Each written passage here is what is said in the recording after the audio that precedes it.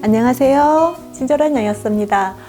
오늘 이 시간에는 류마티스 관절염 환자분이신데 상담을 주셔서 그냥 상담을 하다 보니까 좀 어려운 상황에 직면을 하신 거예요. 류마티스 관절염 환자분들이 이제 주로 드시는 약들이 면역 억제제 그리고 스테로이드잖아요.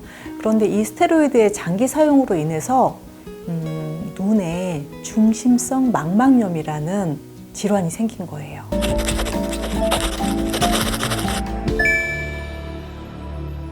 이게 사실 실명이 될 수도 있고요. 황반 변성까지 이제 연결될 수도 있고요. 그래서 이 시력이 저하되는 이 상황에서 스테로이드를 끊고 나니까 너무 이제 통증이 심한 거죠. 이 어려운 문제를 병원에서는 류마티스 내과에서는 스테로이드 끊으면 안 될 것 같다. 안과에서는 스테로이드 드시면 안 된다. 이런 상황에서 환자분 되게 힘드실 수 있는 상황이었어요. 이제 그런 부분들을 어떻게 좀 해결해 가고 지금 현재 어떤 삶을 살고 계신지에 대한 오늘 말씀을 드리도록 하겠습니다. 여성분이시고요. 60대세요. 굉장히 왜소한 체격을 가지고 계시는데 발병된 거는 뭐 벌써 한 거의 17년 정도 전에 발병이 됐고요. 스테로이드를 장기적으로 복용을 하셨어요. 그런데 눈이 이제 약간 뭐랄까요, 사물 가운데 까맣게 보인다거나 아니면 중심이 막 흐려서 휘어져 보인다거나 이런 증상을 나타내서 안과를 가서 보니까 중심성 망막염이라고 진단을 받으신 거예요. 이제 안과 선생님은 스테로이드를 이제 끊어야 된다. 이렇게 말씀을 하셨는데 이제 그때부터 류마티스 관절염 증상이 이제 더 심각해진 거죠. 그래서 류마티스 내과에서는 면역 억제제를 그렇다면 더 강하게 써야 된다고 말씀을 하셨고, 또 그렇게 면역 억제를 또 강하게 쓰다 보니까 또 몸에 부작용도 생기고 어떻게 해야 될지 고민이 돼서 상담 신청합니다. 이렇게 하셨어요. 자, 이런 경우에 환자분들 정말 난감하시죠. 두 과에서 서로 상충되는 해법을 제안을 하시니까 환자분 입장에서는 어찌 할 수가 없을 거예요. 통증은 통증대로, 눈은 또 한번 실명되거나 한번 안 좋아지면 다시 복구될 수 없다고 생각하시던 터라서 너무 심각하게 생각하고 계셨더라고요. 그래서 이 두 가지 이 문제를, 두 마리 토끼를 어떻게 잘 잡을 것인지에 대해서 저도 고민을 했는데, 사실은 눈에 생긴 중심성 망막염도 염증 질환이거든요. 그리고 류마티스 관절염도 염증 질환이에요. 염증만 잘 관리한다고 하면 스테로이드를 드시지 않아도 되는 상황을 만들고, 그러다 보면 두 가지가 같이 좋아질 수도 있다라고 저는 판단을 했고요. 우선 그렇다면 중심성 망막염이라는 게 어떤 건지 간단하게 설명을 드리면요. 우리가 보통 망막은 잘 아시잖아요. 근데 이 망막을 둘러싸고 있는 게 맥락막이라는 곳이 있어요. 그러니까 망막이 있고 옆에 맥락막이 있는데, 이 맥락막이 굉장히 중요한, 망막은 뭐 말할 것도 없이 굉장히 중요한 그 기관이고요. 그리고 이 맥락막도 굉장히 중요한데, 여기 혈관 분포가 많이 돼 있어서 망막에 영양 공급을 하는 역할을 하거든요.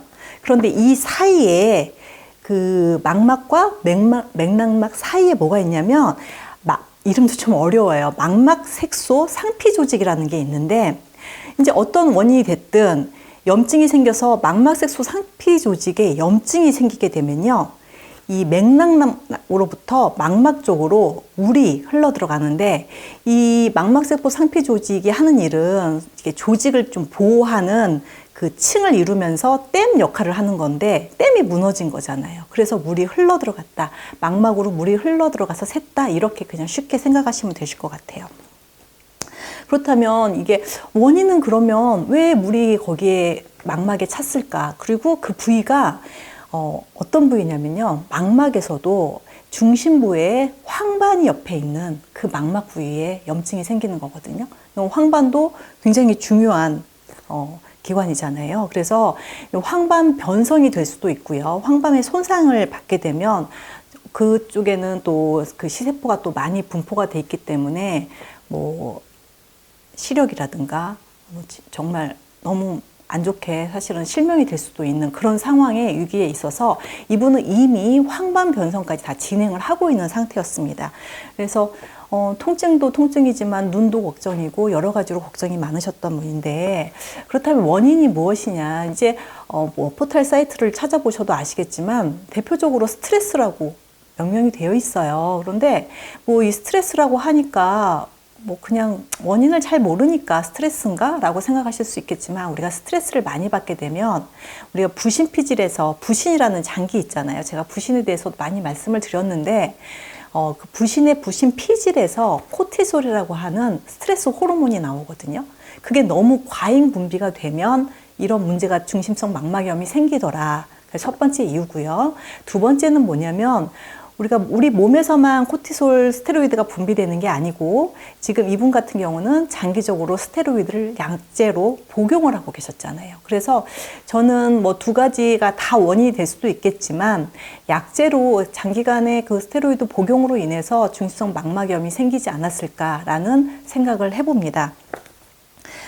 그래서 이제 이런 경우에 얼마나 류마티스 관절의 면역을 억제시킬 수 있는 그런 영양소를 잘 또 복용을 하냐에 따라서 중심성 망막염도 한번 지켜봤으면 좋겠다라고 생각을 해서 환자분께 좀 안심을 드렸어요.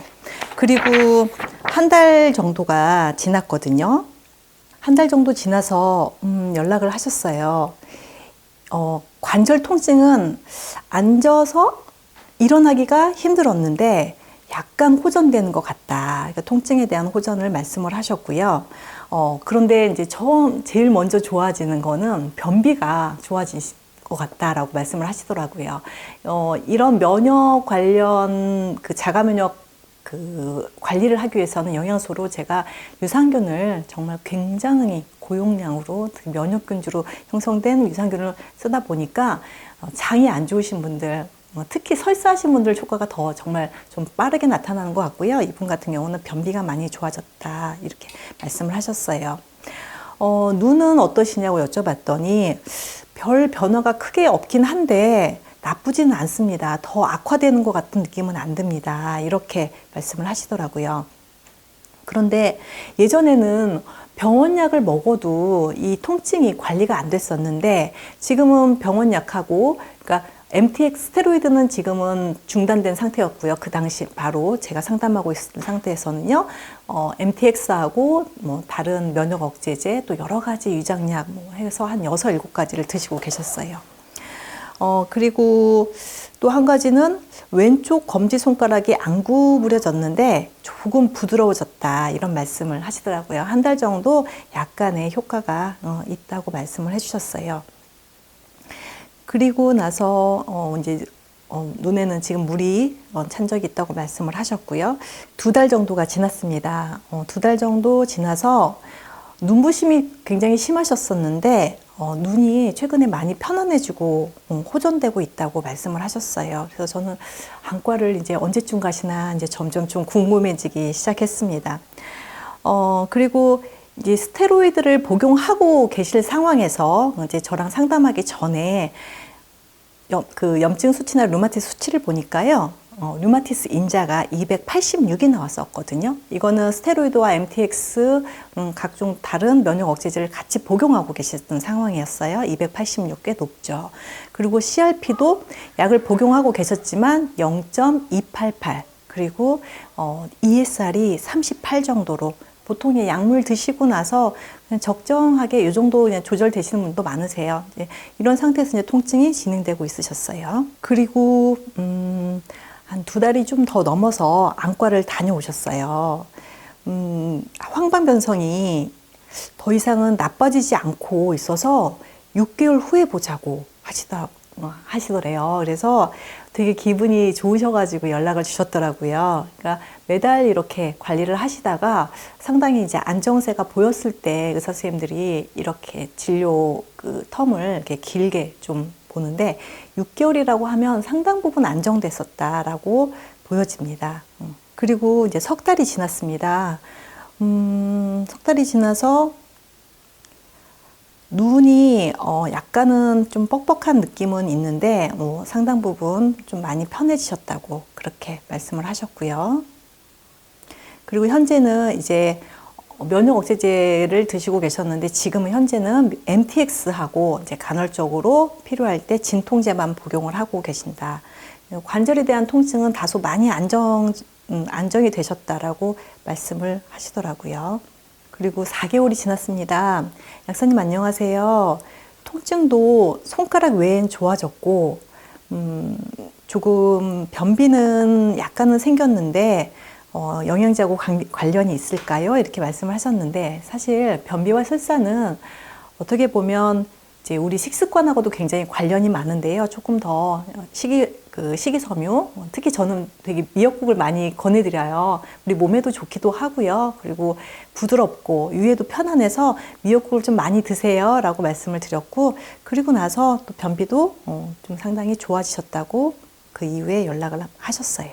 그리고 나서 이제 혈액 검사지를 한 5개월 정도 지났을 때 보내오셨는데요. 제가 아까 말씀드렸다시피 류마티스 인자가 286이었거든요. 특히나 스테로이드까지 복용하고 있을 상태에서, 그런데 지금 스테로이드 다 끊은 상태에서 209로 떨어졌어요. 거의 한 3분의 1 정도가 지금 떨어졌고요. 약물이 끊어지고 나면 사실 그 수치를 유지하는 것만으로도 성과가 있는 건데 또 거기에 수치까지 떨어졌더라고요. 그리고 CRP가 0.288이었는데 0.071, 완전 거의 정상 범위 안에 들어와 있고요. ESR은 23으로 38에서 다소 떨어진 걸 볼 수가 있습니다. 이렇게 혈액 수치 상에서도 이제 많이 안정세가 돼서 아까 제가 말씀드렸던 손가락 외에는 다른 부분의 통증은 상당히 많이 감소가 됐었다. 근데 제가 너무 이제 반가운 소식을 들어서 이 영상을 준비하게 됐는데요. 한 6개월, 한 7개월 정도 이제 지났어요. 약사님, 어제 안과병원 다녀왔습니다. 황반변성은 잘 유지되고 있다고 하네요. 갈 때마다 마음 졸이며 가는데 또 한시름 놓습니다. 약사님 감사합니다. 이렇게 말씀을 하셨고요. 중심성 망막염도 상당 부분 이제 이 부분에 대한 그 말씀은 이제 거의 안 하시더라고요. 지금은 이 중심성 망막염으로부터 시작해서 황반변성까지 온 거고, 지금은 중심성 망막염은 거의 안정세가 됐다고 말씀을 하셨고요. 황반변성까지도 거의 안정화돼서 이제 또 6개월에 한 번씩만 이제 검사하시면 되겠다고 선생님 말씀을 하셔서 이분 같은 경우에 굉장히 이제 목소리도 많이 밝아지셨고요. 통증도 좋아지시고 또 류마티스 내과에서 수치도 많이 좋아지셨고 또 눈도 차츰 이렇게 좋아지시는 과정을 보면서 저도 너무 보람이 있어서 오늘 영상을 준비를 했거든요.